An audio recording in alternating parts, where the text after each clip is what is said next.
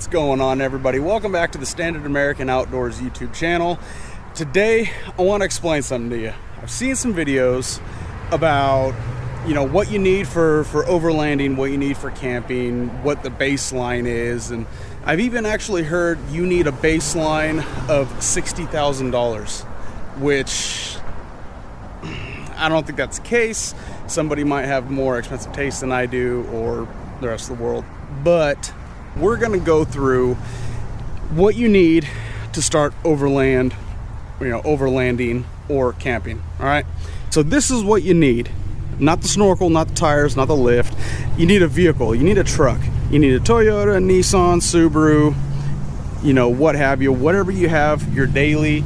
I know a lot of people, they daily their camping vehicles, and that's perfectly fine. I daily this thing for 6 years of me owning it. So you need a vehicle to start. Okay, you need, if you have an SUV, if you have a pickup, you need obviously somewhere to sleep. If you want to sleep in the car, if you're heavy in grizzly country or backcountry, or whatever. If you're nervous about sleeping outside for the first time, sleep in your car, sleep in it. That's all you need. The seats fold back, and which I'll show you here in a minute what actually can be put in here, but there's plenty of room. So you need a vehicle. Okay, that's number one. You need a vehicle to get where you're going, obviously. So this actually belongs to my buddy. I'm building it for him. If you want to see the progress on this thing, I'll put a link above where you can actually see the progress. This is Ruby, and my buddy, literally, this is from a tow yard. Motor was just a short block. I put it back together, put a lift on it, put FJ springs in the back, ball joint spacer and a diff drop up front. We got 33s, got a Hilux snorkel from the UK, trail gear sliders, and this is a perfect build. I told him, I wanted to tell him, drive this thing around, take it camping, it's ready for you.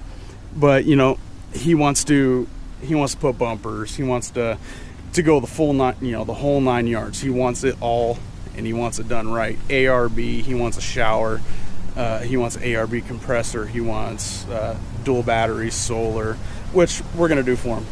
So this is a good, it's better than good. It's a better than good starting point. I mean, it'll get you anywhere. I mean, as long as you have good rocker panel protection, you can take this thing anywhere. And I think it looks pretty good. And the total, like I said, he inherited this, but after all the fees and from the tow yard and tow truck fees and stuff like that, I think to get out of the tow yard to where it is now, I believe, don't quote me on this, but I believe it's $4 to $5 grand, and it's actually really clean.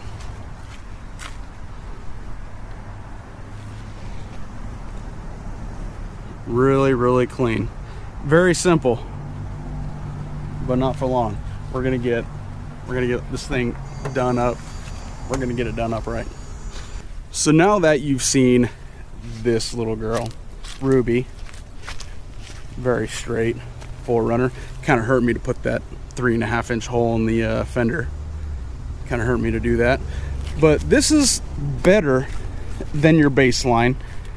I mean, you could go pretty much anywhere. Like I said, as long as you got rocker panel coverage, rocker panel or rocker armor, you're good. I mean, for the most things, especially for these things, because they do have longer wheelbases than most Jeeps. And the other thing that we're going to address is big booty over there. That thing seems to hit everything. So we're going to give them a bumper and get rid of that stock one. So this is an excellent starting point. So, I mean, the truck, it runs extremely well. You guys want to hear it? I like hearing it.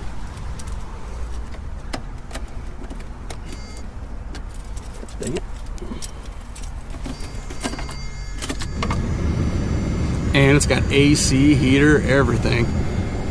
4-wheel ABS.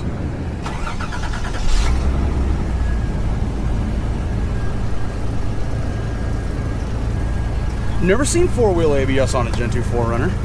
Only I can assume is this is the reason. So it's fully loaded, leather, sunroof, all the good stuff. It's got the rear wing on it. It's got the roof rack. It's got all of the options. Let's kill that AC.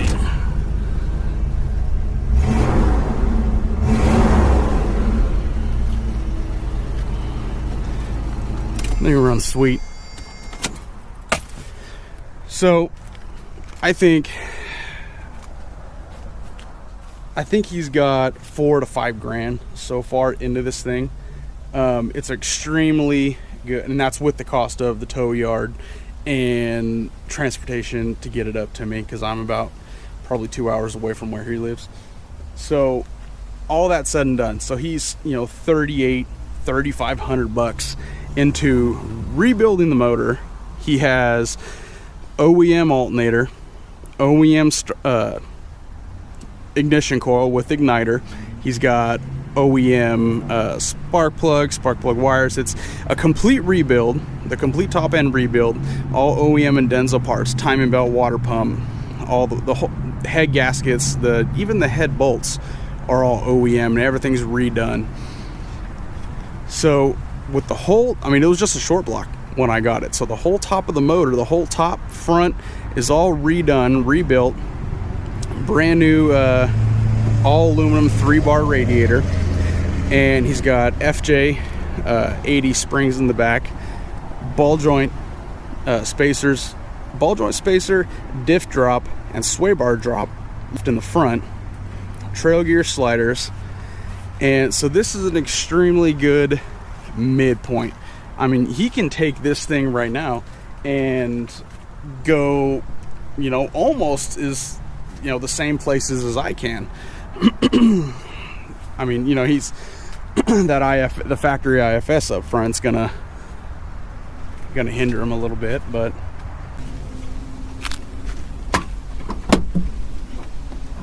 it's so factory. Look at that. Mine drops like a sack of potatoes. So this is just a Plano trunk that I recommend. This is actually mine. I recommended that he get one of these because it fits perfectly and it keeps everything out of sight for, you know, those bad guys, and it keeps everything in there that he needs to camp. This is just a shower room. But yeah, so this is the midway point, in my opinion, of what you need to start overlanding. So the suspension, this is the way it came. This is the way it came from the factory. It came with a coil and link rear,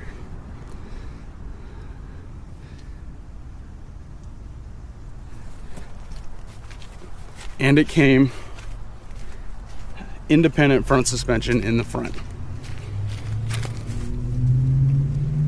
Good old IFS. Not mine. Yeah, that was IFS. I'll show you.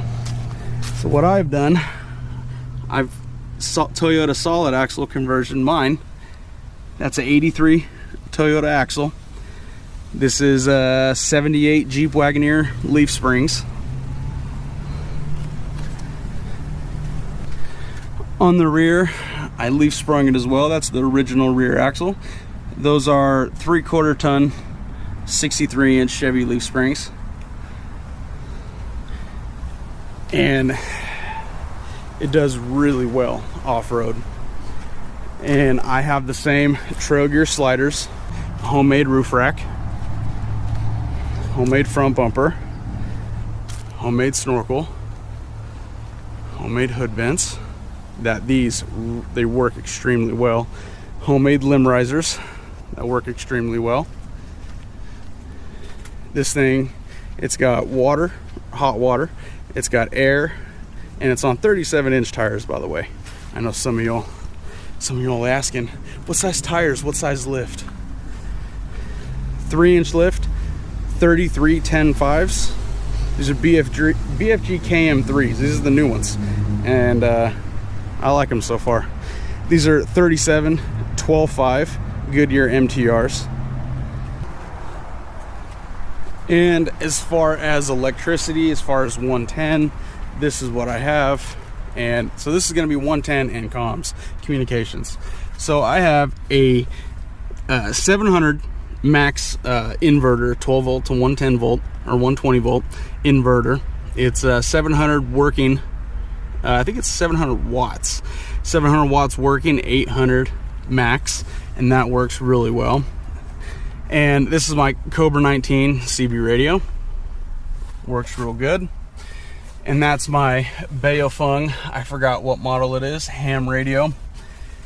And this is my ham scanner that scans some of the channels, some of the frequencies that my ham cannot. This is real old. This actually goes a lot further than some of the Baofeng, something like that. And also, I have an kind of a homemade extension cord for 110 that comes out from under my seat. I plug it in here, and I actually have a nice little USB phone charger 110 panel.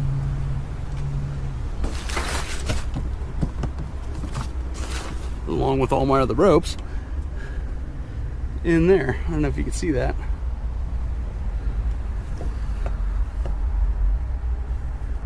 So this is actually a constant 12 volt. So it's constant power. As long as I have juice in my batteries, then that will work, and I can charge anything. I can actually run a small hair dryer on low because they suck so much dang power. But, and I also got auxiliary lighting, which comes in real handy. I also got the 108-inch whip. Auxiliary lighting with a light bar up front.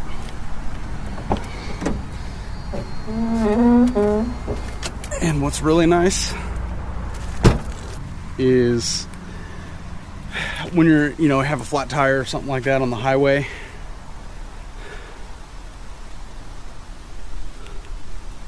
and the light bar goes on like that as well. Or solid on, solid off. And this is actually hooked up, or it will be hooked up to the alarm. So whenever the corner lights blink with the alarm, if the alarm ever goes off, this will blink as well. And this thing at night is bright. So this is mine. This is what happens. This is what you can do if you put your back seats down. This is a full bed box that I made. Tools go here, recovery gear and camping equipment go in the center. Here's my dog's vest, one of them. And that's all my food, game, skinning equipment, water filters, matches, silverware, stuff like that. And always carry a fire extinguisher. Always. That to me, because this truck actually has caught fire before. So this to me is a necessity. If you can't afford this, you're doing something wrong. Don't drink your Starbucks for a week and get yourself a fire extinguisher. You know what? Don't just get you one. Get yourself 2 fire extinguishers. And this is all med equipment, shower equipment. Got an IFAC in there, which is for those of you that don't know, IFAC is individual first aid kit. Everybody needs one of those, everybody. So, and if you see another one of my videos, I actually have a fuel transfer pump. Fuel transfer pump right there. Not a necessity, but I like it. Another necessity, I know in another video, $60,000 limit. This was optional.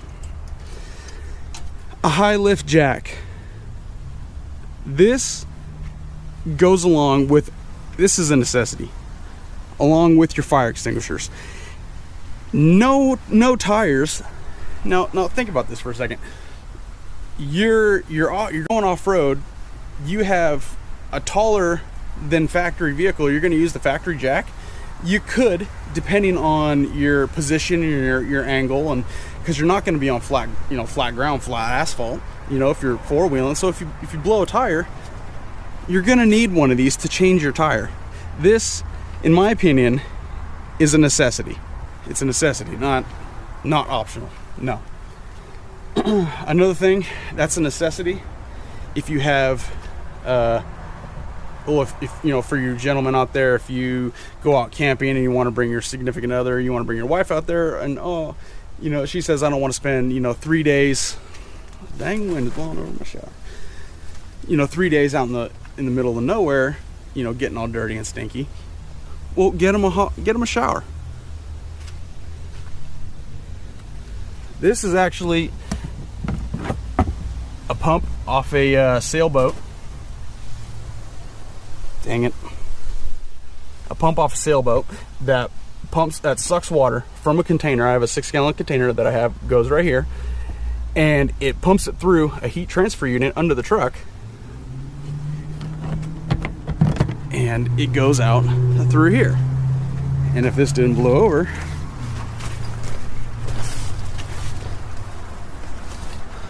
so that goes right through there, and it stands right there. And it's got a nice floor, everything, so you can dry off without getting sand or mud or dirt, or bark on your feet. Get them one of these. It didn't cost too much. I think I probably got $200-300 bucks into it, maybe more, since I just bought this thing. This actually wasn't too bad. I think it was like 40-50 bucks, Amazon special. I like it. So that's 300 bucks. Let's call it 300 bucks said and done. So that's hot water. And if you're curious, my gate's a little heavier. That's my air setup. If you look back there, see those white hoses? That's actually the water, where it gets the heat transfer pump from the engine coolant, goes through there. So what I got for air is an ARB twin air compressor. Good old ARB. And also got a little hatchets, throwing competition, whatever you get in the woods with your brothers, and yeah, you might want to have a little bit of friendly competition. Snatch straps, tree straps, gotta have them. Now I know you're thinking ARB's, the twin, is a little pricey. It's over 550 bucks.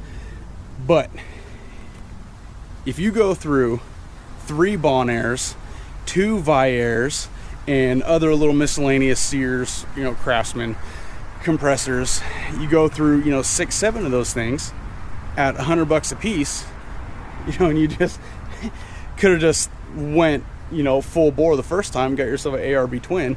You would have saved yourself the headache and possibly being stranded like one of my Bonairs did from my Snap-on guy. So I'm not gonna say any names.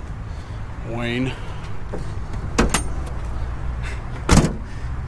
So this is what I have. This, I went camping, and gosh dang it. So there you have it.